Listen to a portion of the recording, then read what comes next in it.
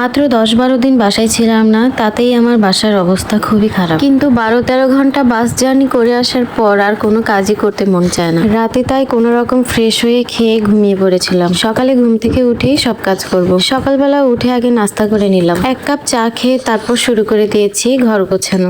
Luggage ভর্তি সব কাপড়গুলো ধুতে হবে। কিছু কাপড় বের করে রেখেছিলাম ধোয়ার জন্য।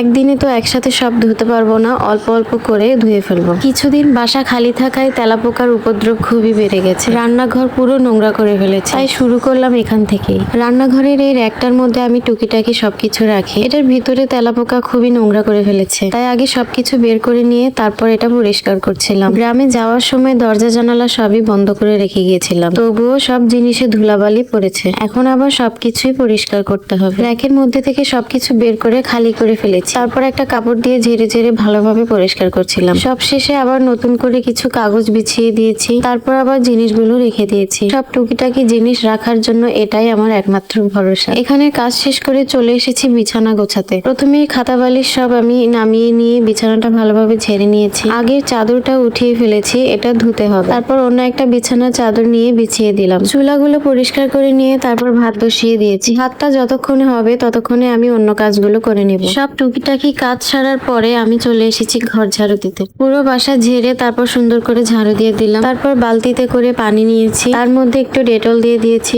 এবার ঘর মুছে নিব। পুরো বাসাটা মুছে নেওয়ার পরে চলে এসেছি রান্না করতে। আমার শ্বশুর এখনো বাড়িতে রয়ে গেছে। আমরা মানুষ 2 জন, তাই বেশি কিছু রান্না করছি না। 2 জনের জন্য শুধু পাবদা মাছ ভুনা করে নিয়েছি। রান্না শেষ করে অল্প কিছু কাপড় ধুয়েছিলাম, তারপর গোসল সেরে খাওয়া দাওয়া করে একটা ঘুম দিয়েছি। এই তো দিনটা এভাবেই কেটে গেল। এতদিন গ্রামের বাড়িতে ছিলাম, অনেক মানুষের সাথে খোলামেলা জায়গা। আমার মেয়েটা অনেক আনন্দ করেছে। এখন আবার চলে এসেছি শহরে, বন্ধ জায়গা। আমার মেয়ে আবারও ঘরবন্দি হয়ে গেল। সবাই ভালো থাকবেন। ভিডিওটা ভালো লাগলে লাইক, কমেন্ট, শেয়ার করে পাশে থাকবেন।